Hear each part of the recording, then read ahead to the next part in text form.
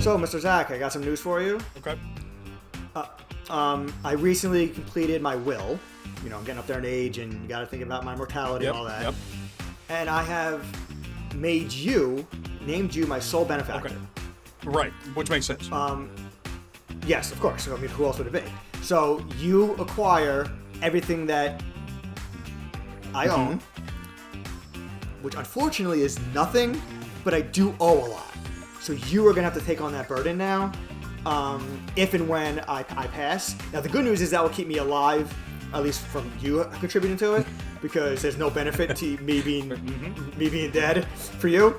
The one condition, though, of this whole thing for you to acquire this amazing gift is that you have also been named by me in the will as the person who will deliver my eulogy at my funeral. So that's all the news for you. Take it however you wish. Okay.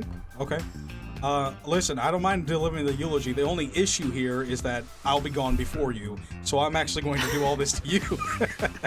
So you get shouldered with the burden of the dead. Yeah, that's actually really funny.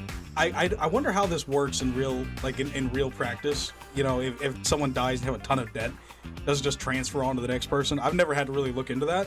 That's an interesting question. I highly doubt that the government agencies and all that want that money are going to say, you know what, you're dead, it's totally fine, I will forgive it. They're going to be like, someone's paying, one way or the other. Yeah, it's like the mob boss, you know, New York, 1944 or something, who knows. Anyway. Yes. All right, guys, well, welcome to the Value Added Podcast. My name is Zack. Bryan is here as well. We are here for a fun episode. And the title of this episode, which you probably already know, unless Bryan decides to change it on me, is the Random Trivia Challenge. Woo! All right, guys, calm down. All right, easy with the applause, okay? Today's episode is going to be basically I'm asking you random questions, Bryan, and they are fairly random. Some of these questions are just out of left field. No telling whether or not you're going to be able to know the answer. And here are the rules of the game, okay? I'm going to ask you a question. It's open-ended. Well, most of them are open-ended. If you can't answer or you don't know the answer, I will give you a multiple choice option, okay? Now, if you get the answer without the multiple choice option, that's 2 points for any correct answers you get. If you need the multiple choice and you get it right, that's 1 point, okay? And 0 points are awarded if you get it wrong, both the first guess and the multiple choice guess, okay? Does that all sound fair and reasonable? That is fair. I guess I have two. I have a question and a complaint. A question and a complaint. Okay. So the complaint is first. That's a stupid title.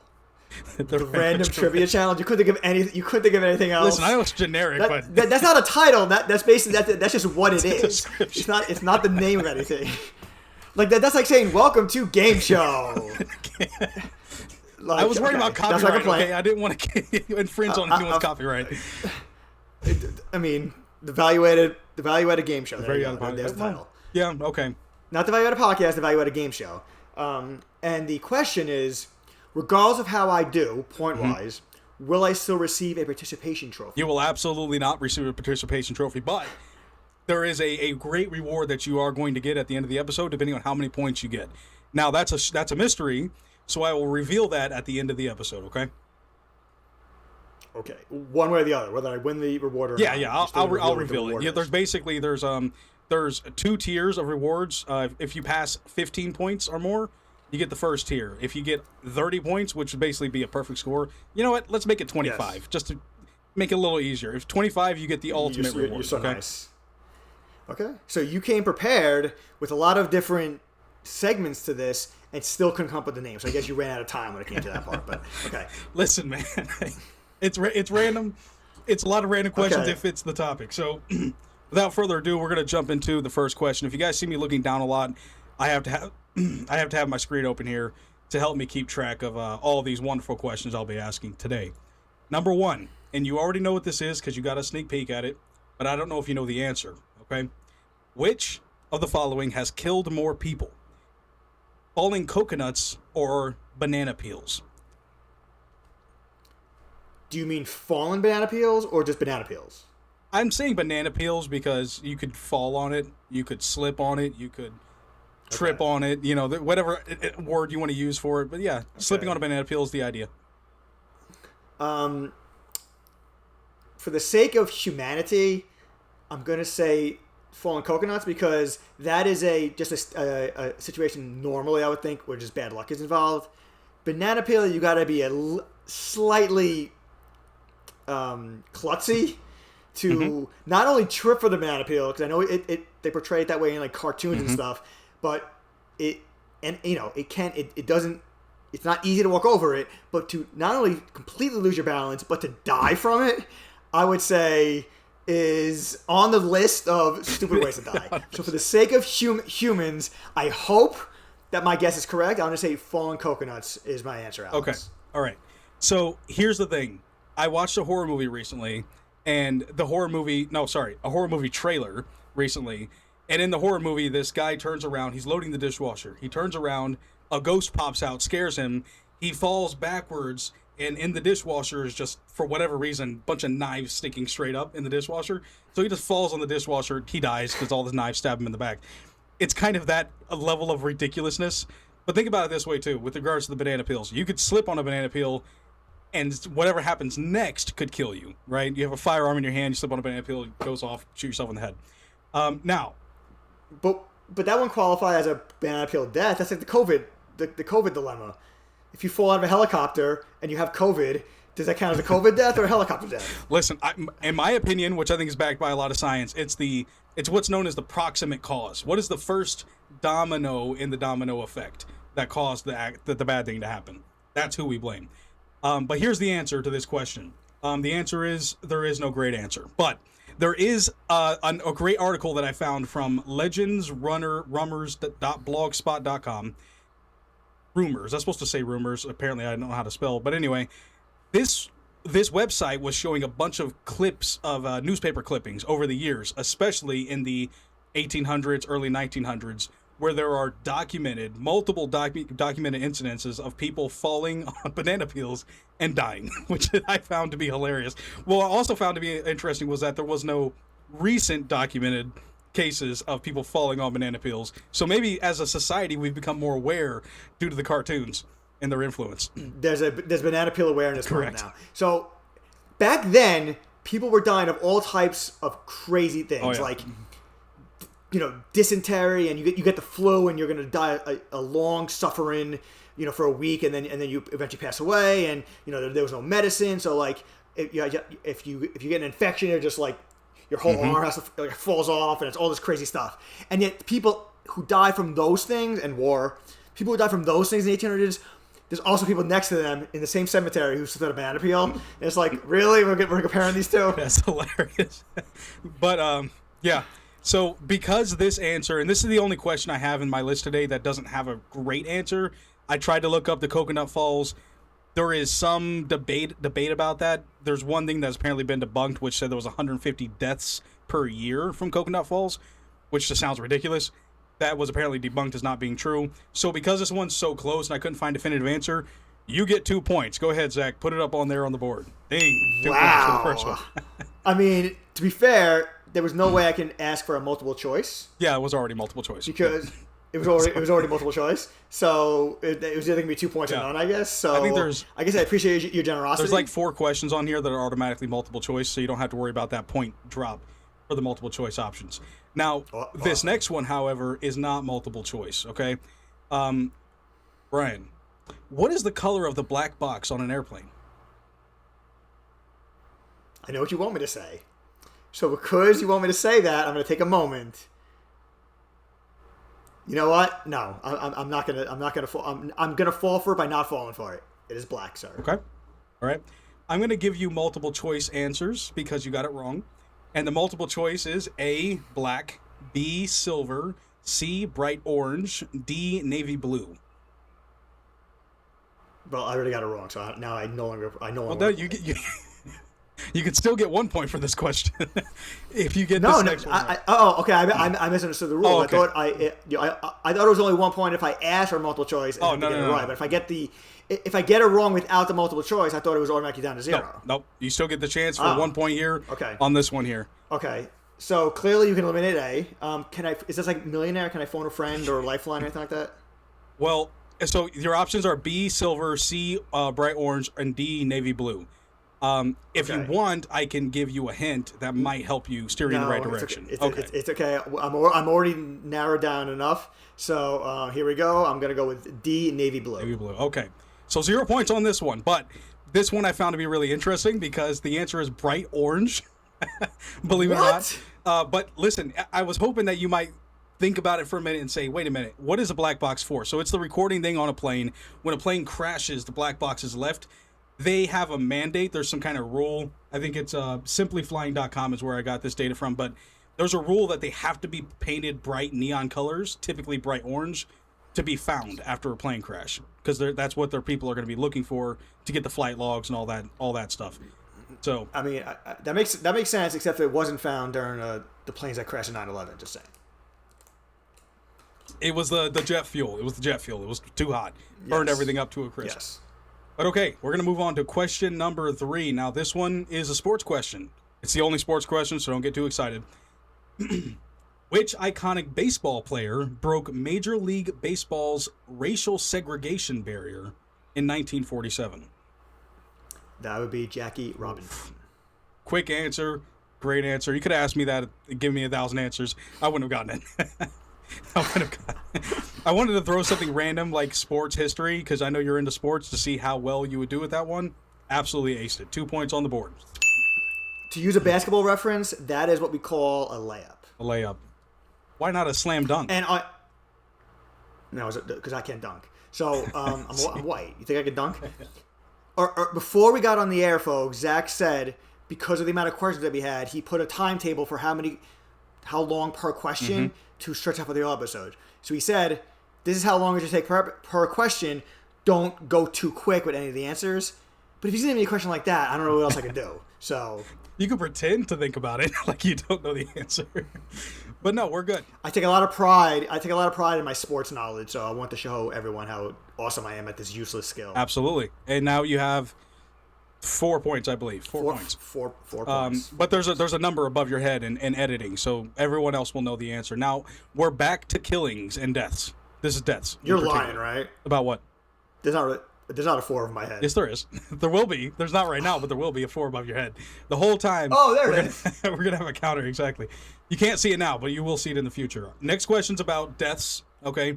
Another one of... there will be a couple of these, but we'll get to that in a minute. Which animal kills more humans annually? Sharks or cows?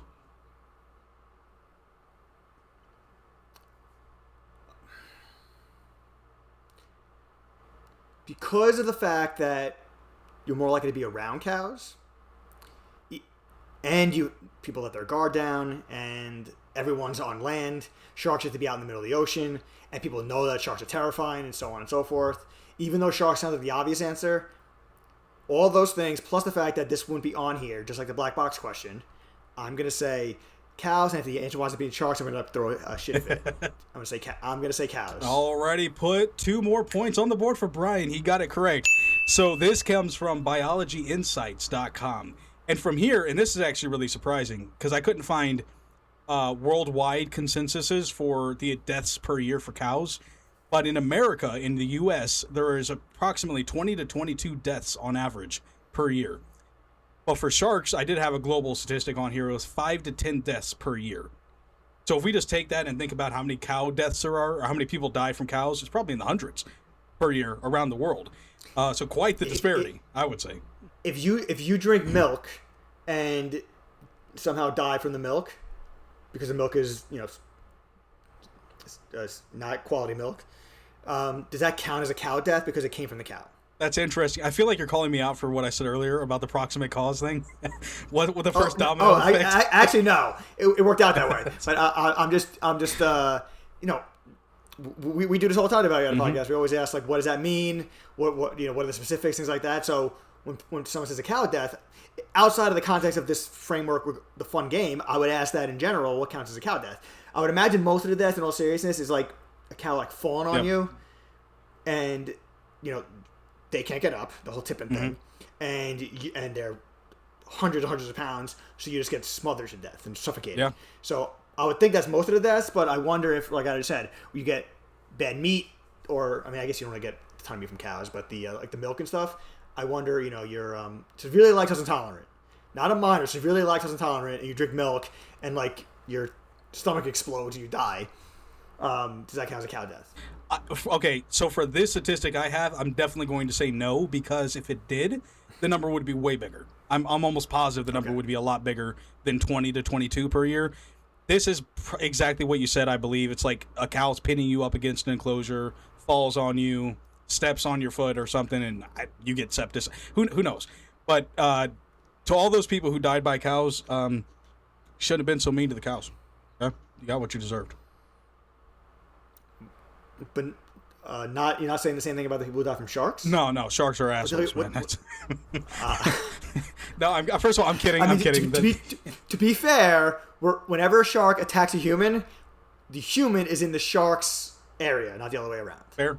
The shark doesn't go into somebody's house, go waddle up the steps or whatever they do, slide up the steps, and then attack you. You go into their habitat and uninvited by them, unwanted by them, and then everyone throws their hands up. But why'd the shark attack you? Well, what are you doing there? I mean, it's the defend your castle doctrine. It's the First Amendment right here, or sorry, Second Amendment right. Should be the first, honestly, but Second Amendment right, protect your property, right? So the sharks do have a point in that sense. They do. I still call them assholes because I'm a parent and I had to listen to Baby Shark for far too long. And there it is. Okay. It's a reference. All right, now here's the next question. Pretty random. We're gonna go from the farm to the moon. Okay, what was the first fruit eaten on the moon? The first fruit. What? In all seriousness, my answer is I don't care. But that can't be an answer. So, I can't narrow down the fruit too much. So because you did, and also because I don't want to go through the entire game without asking for multiple choice, because you did all this hard work to add the multiple choice. So Zach, I will take the multiple choice. Okay, we're going down to the multiple choice here already. The choices are apples, peaches, grapes, or strawberries. If the real answer is not on here, that'd be a cruel joke. That would be. Don't worry, the answer is included on there. Okay, so apples, peaches, strawberries, grapes. Yep. Those are the choices. I'm going to say, for no reason other than just, I guess I can just picture it going that way, I'm going to say grapes. Okay. You are incorrect, sir. The answer is peaches. Apparently, during the Apollo 11 mission, astronauts consumed canned peaches as part of their first meal on the lunar surface. This comes from astronomyscope.com. What I wonder about this, and I didn't look into it too much, how did they eat the peaches? That's what I wonder. Was it in the spacesuit? They were like this? They open it out of the can. It kind of floats up there, and then you do the swim motion to get closer to it. Open the mouth wide, and it just slides. Well, are they in the ship, or are they like on the moon itself, like on the surface of the moon? So I guess when they say what counts as eating on the moon, because that's what I was wondering. Because if they're in the ship, sure, just eat the peaches. But if they're on the moon in their spacesuit, I'm wondering if they had like a peach straw with some peaches smoothie. In it. A smoothie. Yes, they made a smoothie. Yes, they made a smoothie. They were eating it that way. Okay. Yeah. Well, yes, very random questions, and we're going to continue with that same trend because now we're going all the way from the moon down to your shoelaces. Okay, Brian. What is the name? What is the official name for the tiny piece of plastic or metal on the tip of your shoelace? I should know this from my brief time working as a costumer at Disney. Okay. I never thought you would have known this. No, like I do remember it. They called it something because costume had all the terms for that stuff. Mm-hmm. I cannot remember the term. The term that's in my head is the one I'm gonna say shortly. Okay. But I don't think it's that. It's just for some reason the only connection I'm making. So because of that, I'm not going to take a chance, and I'm going to once again ask for multiple choice. Well, remember, Brian, you can make a guess, and even if that guess is wrong, you still have the option for the 1 point. Okay, we'll just skip to the 1 point then. The options you have for this one is A, a ferrule, B, an aglet, C, a crimp, or D, a lace tip. None of them was the one I was thinking, so it's a good thing I did the multiple choice. Okay. The one that sounds the closest is B, aglet. You are correct. You are correct, sir. The answer is aglet. Also, I've never heard of a ferrule. I have no idea what that is. I'll spell it for you, Brian. It's Ferrule. No clue what that even's for. Sounds like a food. But Yeah, okay. it sounds like something you would get at like an Italian restaurant. It's some kind of dessert that they wrap around in some kind of pancake or something. Do you want a ferrole? Yeah, I'll take 2 ferrules, please, with chocolate sauce on it. Thank you. Yes. Yeah. But that is quite. Yeah, and a lace tip is not the official name. That's just basically if you would describe what an aglet is, you would describe it as a lace tip. It's a lace tip. Yeah, that's in there to throw you off a little bit. Now we're gonna move on from shoelaces. We're gonna go back to a little bit more calm, serene territory. All right. Which kills more people each year, Brian? Lightning. Oh, okay, awesome. Lightning or vending machines? Crazy research I had to do on this one here. This is the shark cow thing all over again. And once again, people are scared of lightning. People are cautious around lightning. People take lightning seriously. People respect lightning and all the things it can do. And even with that, there's still some casualties. Mm-hmm. I don't think anyone looks at vending machines as a threat, which is all the more reason why you can see it consuming some idiot. I'm curious, unrelated to the question, I'm curious what made vending machines the second choice in this little back and forth between the lightning and vending machines. There are some options on here. There are some questions on here where I was kind of figuring out what I wanted to make for the question. I think this one came from a website I was looking at this website with 300 questions to annoy your friends with. I think that was the name of the article or something. So I was looking through this question. I was like, oh, that sounds so ridiculous. And I never thought about vending machines killing people. I guess they can. You shake them because you want to get the chip bag to fall. I mean, I can't think of any way. The cow thing, we came up with several possible scenarios. Other than the vending machine falling on top of you, but, vending machines are a pretty sturdy piece of equipment, so I don't know how likely that is. And if it does happen, how many times has that happened? So I feel like the answer is supposed to be vending machines, but I can't wrap my head around it being any more than like 3 or 4 total. And obviously lightning kills way more. So I'm going to not fall for the trap that I think you're putting me into and say lightning. Alrighty. Let's give Brian 2 more points on the board. Great job, Brian. The numbers are not close. They're not close. Basically, so I could not find an annual statistic for vending machine deaths, but I did find a statistic about the odds. Why. And it says that there's a 1 in 112 million chance of a vending machine falling on you. So I think that's even too high. If we said that, and then when it falls on you, how many of those people die? I'm going to assume the number is really, really low. Now, in comparison, in the U.S., apparently we average 20 to 30 deaths per year, and this comes from the FloridaMuseum.net, so it's a network one. So. Because the vending machine thing is the same thing as a banana peel. It's one thing for the vending machine to fall on top of you. Mm-hmm. That doesn't automatically mean that you're going to die. Correct. Now, correct. This is different than the banana peel thing because you didn't. It's most likely bad luck for the vending machine falling on you, unless you're doing things like you said, shaking it or whatever. But so it's not the same kind of ridiculousness in terms of getting to that scenario, but it's not a guaranteed death, depending on how it falls on you. I guess what kind of shape your body's in. A lot of different things that go into it.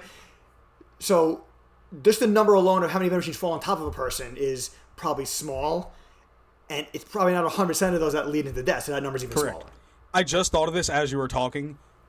We could add on 2 categories depending on how you want to look at it, which would be electrocutions from faulty vending machines, as well as problems that could arise through what you're getting from the vending machine. So you obviously know about the McDonald's hot coffee thing.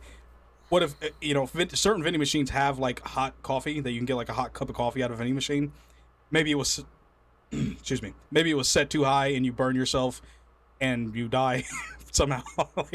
You must have burned yourself pretty bad. Right, but that would count as a vending machine, like the vending machine caused the death. That's the question though. It goes back to what we were talking about with the whole cow meat or the milk that you drink from the cow, whether that actually. So what if what if you get a candy bar from the vending machine, and it has like nuts in it, and for some idiotic reason you don't know you're allergic to nuts, and you eat it and then you die from an allergic reaction. Yeah. The candy bar killed you. The nuts killed you, and the nuts in the candy bar killed you. Does that count as a vending machine death? The electrocution one I get, even though that's an electrocution. Once again, though, it wasn't the physical vending machine that caused the death. It was the electricity going through. The vending machine was just the tool, the outlet, pun intended, that was malfunctioning. So that still doesn't qualify as a vending machine death. Maybe I'm looking at it too literally, but I look at it as just the physical box that you get the candy out of. That specific thing kills you somehow. I can't see it being any more than 2 or 3 ever. Look, I'm with you, man. I'm with you. I think that's why the statistic I have, I'm pretty sure, is about them falling on you. So there you go. And it's not even close to lightning death. So you got it right. What if you reach your hand up to try and grab something, and like the knives in the dishwasher? Yep. For some reason, there's some kind of sharp thing inside, from the machine itself or whatever reason, and you cut yourself and really bad, and it turns to a whole thing. I guess that counts as a vending machine death, right? I feel like it could. Maybe someone punches the glass on a vending machine and it cuts their wrist open while they're punching it. If we start getting into all the different scenarios, I feel like it could go on and on, but... Yes, we're adding human stupidity to the mix here. Yeah. It is a stupid question, so that's the theme of today's episode. All right. This is the last question I'm going to ask before we go on a short little break. And this one you might know the answer to. It depends on how much you paid attention in biology class. Okay, I'm not going to know. What is the human body's largest organ? The skin. Another lightning answer. I wonder if that answer was quicker or slower than the baseball one. I'll have to go back and post and see which one was faster. But I can answer just in terms of the Jackie Robinson one. I knew before the question was finished being asked. Once you said racial something and you added the segregation and all that, I knew it was Jackie Robinson. After the question, I had to think for the time between the question being asked and my answer. I actually had to think about it. Okay. So just that alone tells you that this answer was slightly lower. Okay. Look, fair enough. Zach, go ahead and put 2 more points on the board above Brian's head. How many points are we at? I have no idea. I haven't been counting. But we'll know in post. Actually, this is a problem, Brian. We need to take a pause for a second. How am I going to give you a reward at the end of this episode if I don't know how many points you have? Let's go back and count it real quick. Okay. Have you been keeping track? I think I have 11. 11. Okay. Yeah, because... Or 9. Not 9 or 11. 9 or 11? That's a... All right. 9, 11, yes. So you got 2 points on the question 7, 2 on 8. That's 4. You did get the Aglet right. That's 5. That was a multiple choice one, I believe. The moon one was wrong. The cows, you got that one right. You didn't need to guess, so that's 7. We're up to 7 now. The baseball player, that's 9, so you're at 9. 2, the airplane, you got that one wrong. And number 1, you're at 11. 11 points. Okay. I'm almost at the 11 prize. points. Almost at the first prize. But before we do any prizes or any more questions, we're going to take a short break, folks. We'll be back in just a moment. Hello, ladies and gentlemen, and welcome back to Random Advice with Zach. This advice has nothing to do with today's episode, just some really important advice that I wanted to share with you guys today. And this has to do with getting pulled over by the police. All right? Most of us have experienced at least once in our lives getting pulled over by police. Now, some of us have different reactions. We might be happy, we might be angry. Actually, I take it back. I don't think I've ever heard of someone happy to be pulled over by cops, but I digress. A lot of people will feel mixed emotions when it happens. Anger is a pretty common one. Anger or sadness of some sort, some negative feeling is very common. Now, I want to say a little PSA about emotions here. Emotions are going to happen to all of us. Now, what defines us as individuals is how we deal with those emotions, okay? You might be angry, but that doesn't mean that you try to shoot the cops, okay? That doesn't mean that you are completely uncooperative with the police officers when they're asking you for your license, your ID, your registration, all that good stuff. I bring this up because, as you guys may know who are fans of the show, I watch a lot of criminal investigation stuff. I watch traffic stuff. I watch body cam. Watch all this stuff all the time. I love watching it. It's very entertaining. And I'll tell you, there are a lot of people who decide, who feel the anger well up inside them because they did something wrong and now they're getting caught, which is reasonable. But then they decide to escalate the situation far, far, far beyond what it would have otherwise been. And there's the key. If this ever happens to you, you get pulled over by a police officer, just be cordial. give them what they're asking for, apologize if it's appropriate, and move on with your life. Take the $300 ticket, because I promise you that being an asshole or trying to threaten physical violence on them or being uncooperative in various ways is either going to land you in jail or it's going to end up with you dead. Okay? Absolutely not worth the risk whatsoever. Just accept the fact that you did something wrong and take the ticket. That's all for today. Back to the show. I don't want to get too much into this because it's not the point of the episode. That is excellent advice. I don't know how much it's going to land with people because that is such an emotionally charged topic that if you are on the other side of that, you saying what you just did is not going to sway them one way or the other. This kind of ties into the blame responsibility that we've talked about on multiple episodes. We had 2 separate episodes about it, and we've mentioned it in little sound bites during other episodes. And we never use. I don't think we've used this as an example, but it's another good one because, like, if something bad happens during the interaction where it leads to a cop shooting you, for example, the immediate reaction to the people on a specific side, and this is not necessarily a political side. It's just whoever's on this side of the conversation would say something along the lines of, "That person did not deserve to die," which is true. In 99.9% of the circumstances, that specific individual does not deserve to die. If that person happened to be like a serial murderer or something like that, that's different. But in 99.9% of the cases, that person does not deserve to die. But there is a level of responsibility to your behavior that contributed to that extra step being taken that wouldn't have been taken if you acted differently. Still doesn't mean that you deserve what you got. Although sometimes, this is something I have mentioned before, you may deserve to be shot but not deserve to die. Unfortunately, one leads to the other a lot of times. But putting that aside, if you acted a certain way, the way that you suggested, Zach, these scenarios that people get all emotional over, in almost every situation, would not occur. But then it does occur, and the immediate reaction is still to put the blame on the police officer, or no blame on the individual who got shot. Both of which is a little silly, because if you acted a certain way, it would have been just, here's your ticket, have a good day, and that's the end of it. You'll be pissed, I get it. I have all this money to pay, but it wouldn't have led to anything more. So, yeah, blame it. Like, it's so emotional that people aren't going to see this logically, but to me, it's a very easy chain of logic to follow when it comes to this that people just don't want to see. Yeah, and I get that you're talking mostly from like the viewer's perspective, the person, after the fact viewing the situation. And of course, I agree with that 100%. The inclination is always to side with the unarmed person or the young person or the expecting mother or whatever the case is. The expectation is always to side with them. But I hear this a lot in these in court cases and all the rest, and there's a very big difference between we're sitting down in a comfortable seat in the AC with all this documentation in front of us where we can slowly review the facts of the case and make a determination. And hey, I'm here right now. Something is happening right this second, and I have to react. Okay, and police officers will do. They're able to escalate a situation based on what you decide to do. If they feel that they are in danger for the life, or that someone else is in danger for the life, the chance of you getting shot, it just went up drastically. All right, congratulations. It's not a good thing, especially for the people viewing it, but it's most important. I want to say it's not a good thing for you, the person who's escalating it. And I will say one more thing about this.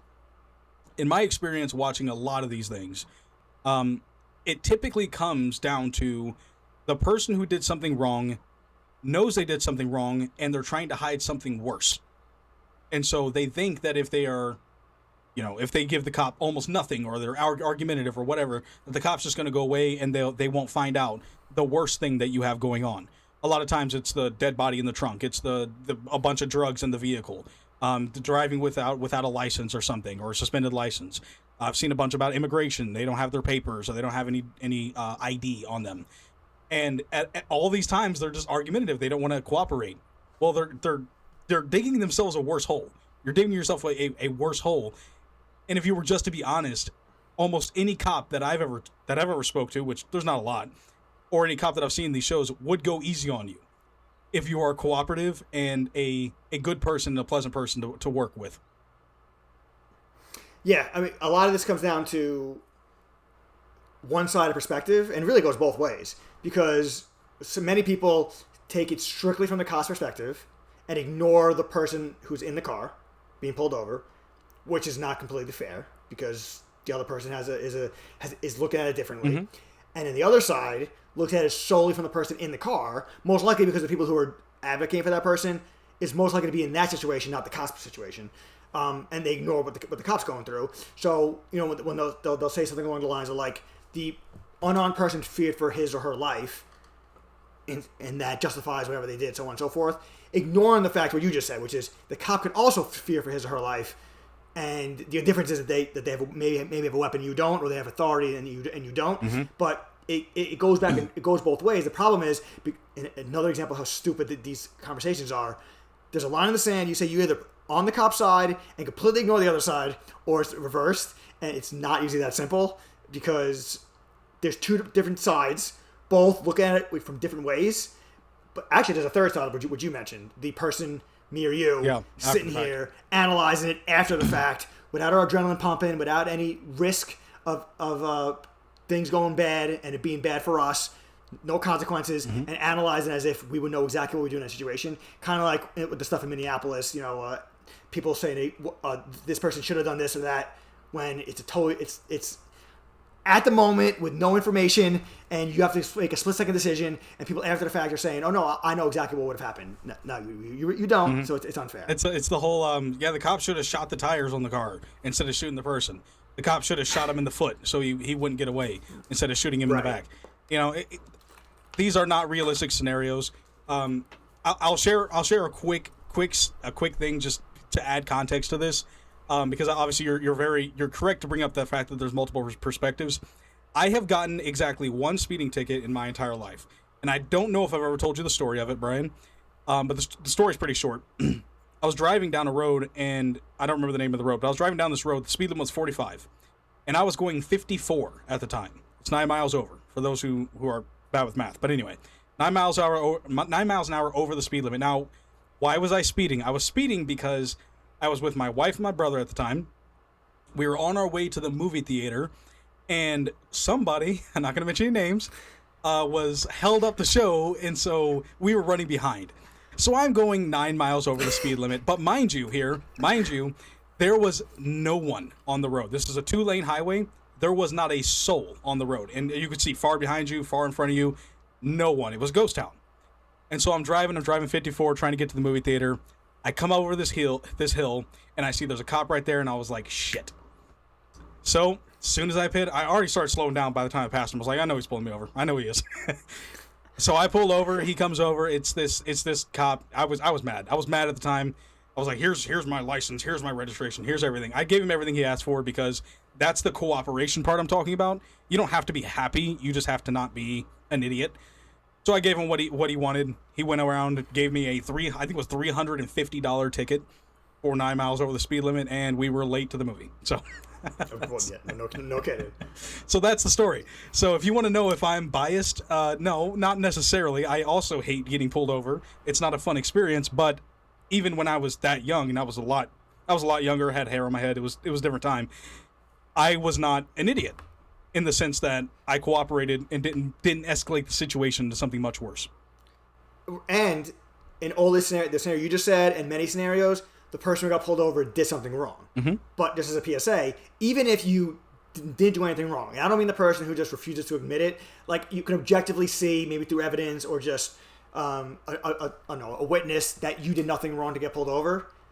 That still doesn't justify you acting a certain way, because it's not all of a sudden the cops can be like, you know what, you didn't do anything wrong, so now you can act a certain way and there's no consequences for you because you shouldn't have got pulled over. That's still not how it works, so mm-hmm. the same rules still apply. Exactly.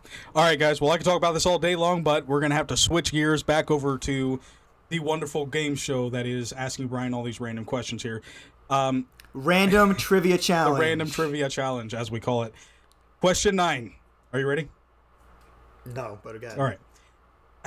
Which weighs more? A pound of feathers or a pound of bricks? They weigh the same, Zach. I was hoping to get you with this one. I have seen videos where the person, usually it's the guy with his girlfriend, because what's the point of having a girlfriend if you're not going to make videos embarrassing them and post it on YouTube? And I also think in some cases the girl was either drunk or had some kind of like surgery done, so she was like on the laughing gas or something like that. Stuff, yep. So she was clearly not coherent. And rather than just being cool with that, the guy took advantage of this, exploited the situation to be an asshole because he's a guy.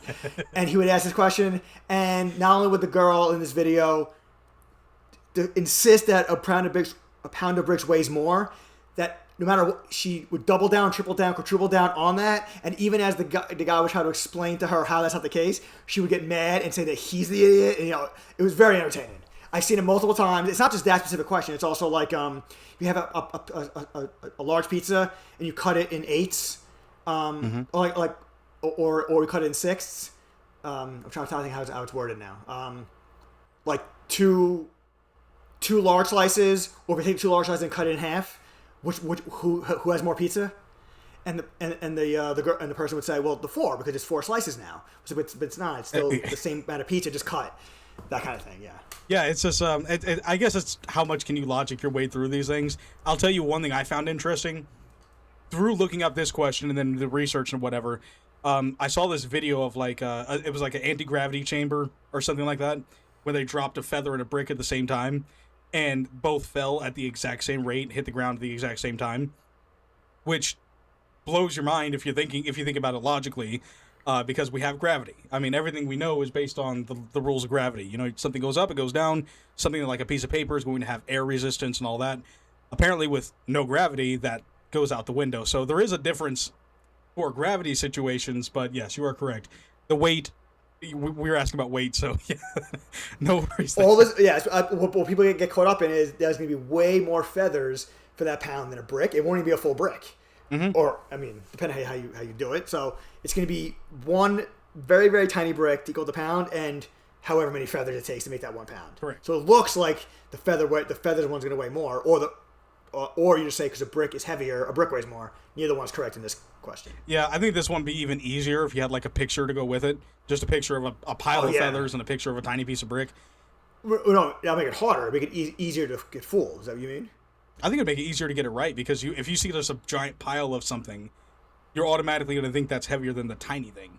Right, but the answer is neither. So if you see a picture, you're more likely to get it wrong, because you're going to say, You're talking about the falling one, right? The gravity thing that I mentioned? No, which is heavier, the pound of feathers or the pound of brick. If you see a picture of a pound of feathers and a stack like this, you see a picture of a small brick, you'd be like, oh, the pound of feathers is obviously heavier. Yeah. Because you see the picture. Yeah, I get your point. I get your point on that. Yeah. Okay, well, maybe I should have put a picture in, because you're right, that could cause more confusion. Okay. And now I'm up to 13. Yes, another 2 points on the board for you, Brian. This next one, I almost guarantee you know the answer for. I would be shocked if you don't. No pressure. All the pressure. Which state is Area 51 located in? Oh, I honestly don't know. Ooh. Okay, I got multiple choice here for this one. I just didn't know how much an Alien fan you were. I have 2 thoughts. Okay. Hopefully both of them are not a part of the multiple choice, so go ahead with the multiple choice. Okay. Yes, I failed you. I honestly don't know. Okay, great. We're going to go with the multiple choice. At least I wrote these down. All right. A is Nevada, B is Arizona, C is New Mexico, and D is Utah. The ones that I had in mind, you put in the fucking multiple choice. Oh, both of them? And then there's a third one I thought of right before you started that also is a possibility, and you named all 3 of them. Oh, really? Okay. Yes, you did. You're thinking like dry climate, so okay, it's got. Yes, I knew it was somewhere in that area. I knew it was in the Arizona, New Mexico, Utah, Colorado, Nevada region. I just didn't know which state, and God forbid you make it easy and say the other choices are Alaska, Hawaii, and Puerto Rico. I could change the answer to my multiple choice. No, that's okay. It's okay. It's okay. It's okay. I've already failed you by not knowing the answer right away. I'm going to say Arizona. Close. The answer is Nevada. I had it between Arizona and Nevada. Yeah, that's one of my. As I wrote these questions, or some of these questions I got off of like online stuff, but that is one of the few questions where I immediately knew the answer to, because I like looking up stuff about aliens. I think it's interesting. The whole alien stuff is I don't know. I don't want to get into that because I have some thoughts on that. Maybe we'll have an alien episode. We can bring an alien on the podcast to talk to us about how things are going. The joke is too easy there. Continue. I got one just down the road. Anyway, we're gonna move on to question number 11 now. I'm almost positive you're going to go to the multiple choice. If you get this one right, I'm giving you. You know what? I'm going to say it right now. 10 points. 10 points, right? Immediately if you get this right. If I get it without the multiple choice? If you get it right without the multiple choice, I'll give you 10 points. Because this one I would have never known. Okay. What is the most popular use of maple syrup outside of food? Okay. So no, screw the 10 points. Multiple choice, please. Go to the multiple choice. I did not know if you would know this one. This was random, very random. All right. This is as random as it gets. Yes. A, construction. B, skincare and cosmetics. C, electronic manufacturing. Or D, eye drops. My immediate thought before the multiple choice was skincare, and because that sounds like something that some people would use for some kind of skincare routine. Okay. But also because of the, for lack of the scientific term, stickiness of maple syrup, it makes me wonder if it does have some kind of construction or maintenance use. I can't see it being eye drops, but maybe that's the answer. So I'm going to say. Give me the maple syrup. Oh, is this Aunt Jemima? Okay, cool. So I wonder. So I'm not going to go with construction. I'm going to go with C. What was it? The repair, the maintenance repair, or whatever it was. C was electronic manufacturing. Are you sure electronic manufacturing is your final answer? Okay. Yeah. Or do you want to change? No, but I have nothing else to go with. So I'm going to go with electronic manufacturing. Yes. All right. Put up no more points on the board. Brian should have trusted his gut because the answer was skincare and cosmetics. Damn. The answer was skincare and cosmetics. Always trust your gut, folks. That's a lesson. Yes, I did not know that. First of all, I didn't know that there was other uses for maple syrup until I started looking into it, and apparently it's used. It's commonly used, actually, in different skincare and cosmetics. This is from agriculture.vermont.gov, so a government website. Of course, it's Vermont. And we know we can trust the government, right? Of course, 100%. Who said it? The 8 most dangerous words in the language are "I'm from the government. I'm here to help." Correct. or nine, whatever it is. Next time I go to a grocery store, I'm gonna be that person who has nothing else better to do than file a stupid complaint. Mm-hmm. And I'm going to wait in line behind other people who are there for no reason. And I'm going to file a complaint. I'm going to say, just so you know, maple syrup should not be with the breakfast. It should be in the skincare aisle with like the lotions and stuff, because that's what it's used for. Have a good day. I wonder how they do it, because your point about the stickiness obviously makes a lot of sense. Maybe they have to like boil it or something, or bake it down, and turn it into a powder or something. I don't know. Oh my god! Yeah, it's something like that. So is it like you have breakfast and it's just like, oops, I got my hand in the way. Oh, perfect. This works out well anyway. There you go. Just some lotion. Start rubbing it into your skin. Yes, and whatever's left over, you just put in your pancakes. You're good. Imagine how horrible that would feel, by the way, on your skin. You're just slathered in syrup. Like the stickiness, anything that's sticky like that, you don't want. It's like when I used to when I was a kid and we used to climb trees and stuff, and the tree sap. Yep, the tree sap. I had the same thing. There was a big tree right outside the house I grew up in. Every time I tried to climb it or do anything with it, just sap all over me. Not fun. Yep. All right, but you know what is fun? The Catcher in the Rye. That's what's fun. What is the name of the author of The Catcher in the Rye? Oh. Hang on. Let me look it up. I know this because I don't know this. I guarantee you multiple choice. If I hear the correct answer, which I should, I'll get it. So go ahead, multiple choice. Okay, multiple choice. A is Truman Capote. B is J.D. Salinger. C is William Golding, and D is John Steinbeck. It'd be J.D. Salinger. J.D. Salinger? Yes. You are correct.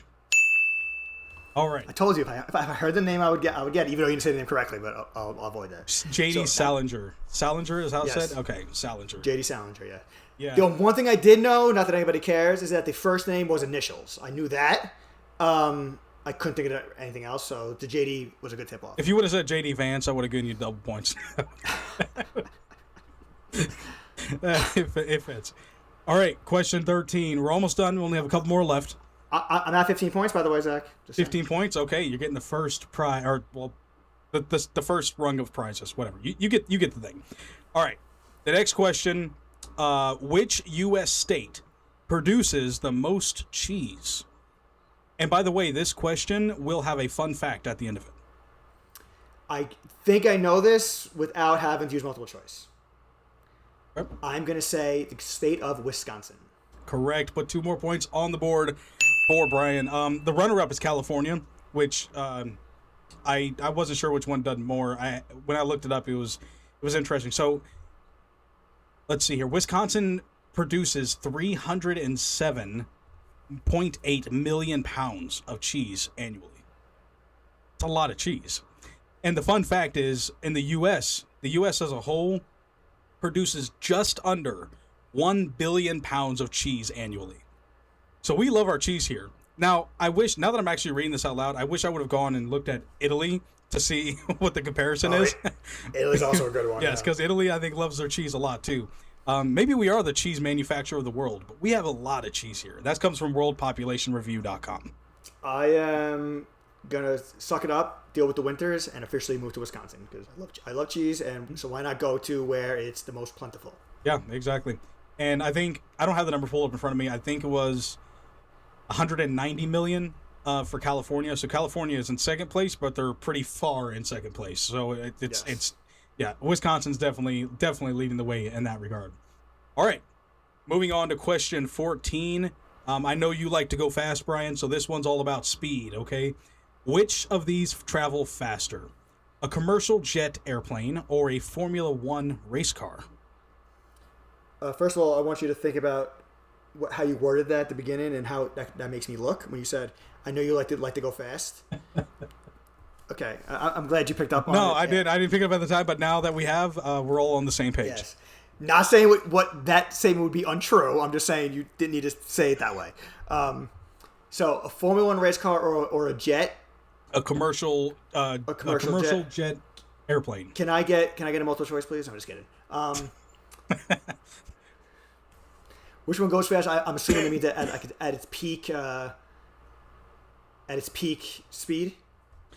You can do peak speed or you can do averages. I have averages. Is my answer is based on averages though?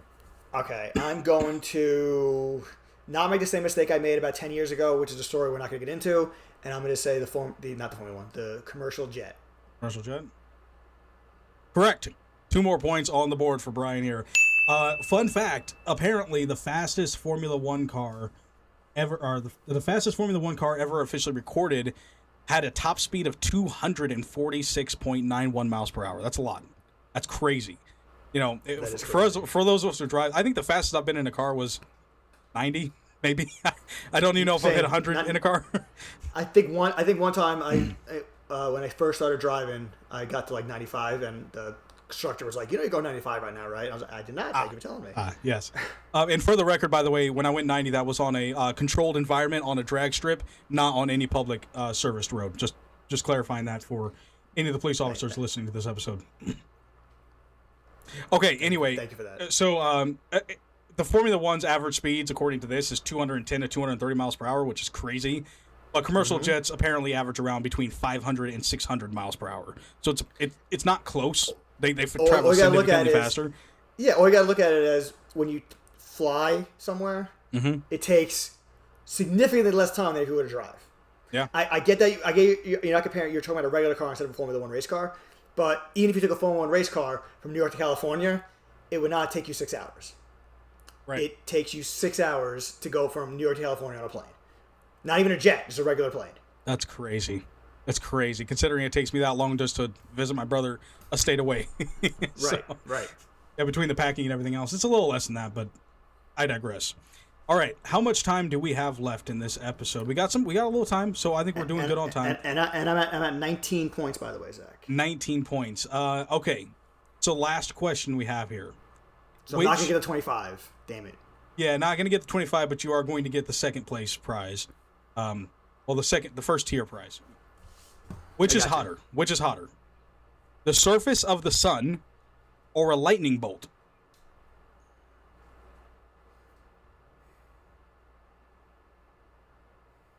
Or my college pictures? Okay, we can eliminate that one. That was eliminated. Multiple choices out here. All right. Yes, it's no, keep that one and then eliminate one of the choices, but leave that one as one of the choices, and then, I'll have an answer. So I'm gonna say no reason for thinking this, like no logic behind it. It's kind of a flip of the coin for me. I'm gonna say surface of the sun. Okay. You are incorrect. You are incorrect. I can't give you the multiple choice. There's only two options on here. I also said the same thing. I asked my wife this question. She got the answer right. I'm going to assume that it was dumb luck. Apparently, it's a lightning bolt. I did not realize that. That's crazy to me that a lightning bolt is hotter than the sun. According to discoverwildscience.com, lightning has an average temperature of 30,000 to 50,000 degrees Fahrenheit. Pretty hot. That's warm.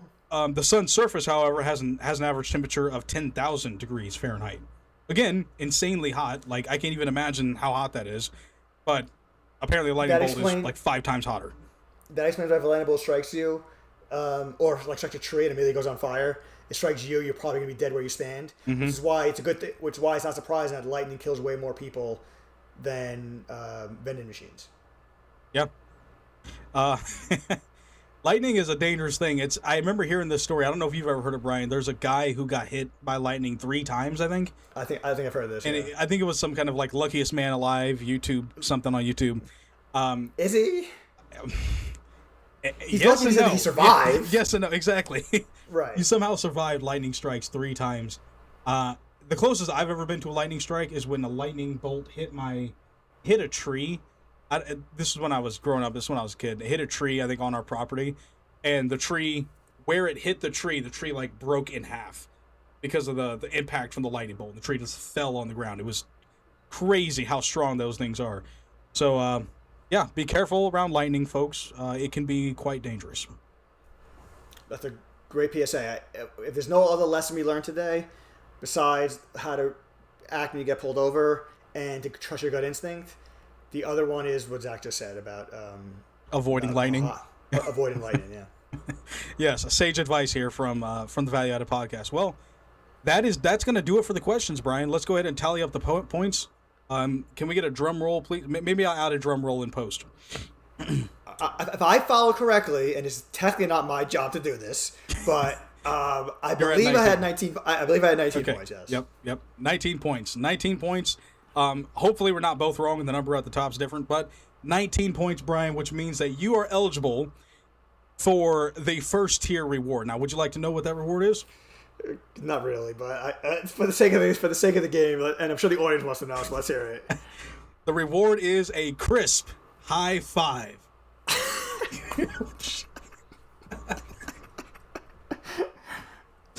I did this with my son. I had him do this thing where him and my daughter were doing this competition. I said, when are you guys going to get a secret reward? And they're both like getting excited, thinking about what the reward's going to be. They're all both trying really hard. I think we were cleaning up the house or something. So they were running around here cleaning up everything. It was great. Give them a high five afterwards. They were pissed. They were pissed. It's funny. Yes, but a crisp high five was the first reward. The second reward, by the way, in case you wanted to know what you missed out on. A hug. A fist bump. It was a fist bump. Sorry, guys. I can't even complain because this does speak to the budget here at the Value Added Podcast, which also I'm aware of. Mm-hmm. So it's not just something that like I'm thrown off by. But if this doesn't get people to feel sorry for us and to want to contribute, so we can get actual prizes, so then we can get guests on to play this game, and then we can give them actual prizes. Mm-hmm. But to do that, we need money. To say. We need your help, is what he meant to say, and you can do that by subscribing to the Value Added Podcast. You can follow us on Spotify. You can follow us on YouTube. subscribe on YouTube, interact with the comment section, interact with the poll on this episode. Let us know your thoughts about this very, very fun episode. But before we get into that, Brian, what are your thoughts on this very fun episode? I liked it. I thought it was a lot of fun. The questions that had no rhyme or reason, or rhythm, exactly. rhyme or reason or rhythm. It was just so all over the place. It makes me wonder how you came up with from one to the other because there's no connection to any of it. Some of them were more challenging than others, which is good. You don't want all of them to be equally easy or equally difficult. Equally difficult can be very overwhelming. You said, "Hell with this." Equally easy can be boring. Yep. So it's a good mixture of both. Perfect. And I learned some things that I didn't learn before. So all the boxes are checked there. Ultimately, for this quiz in particular, I think there was only 2 or 3 questions that were tailored specifically for you. The 2 that are off the top of my head is the book one and then the sports one. All the rest of them were either random things that I thought of, or I looked up a couple websites, like for example, the 300 questions to annoy your friend with. 2 of the questions I think on here are from that 300 list. I didn't go through all 300. A lot of them were stupid, just being honest. Sorry to whoever made it, but I mean, that is the way it is. But anyway, we're not gonna take up any more of your time, guys. But I have great news for you. We're back here every Friday at 8 a.m. For you guys to have a brand new episode to enjoy. Let us know your thoughts, comment in the sections. You can reach out to us at valueadded.cb@gmail.com to share your ideas and your thoughts as well. Okay, guys? Thank you for being here. Thank you for sticking it out. Hope you had a great time, and we'll see you next week. Bye-bye.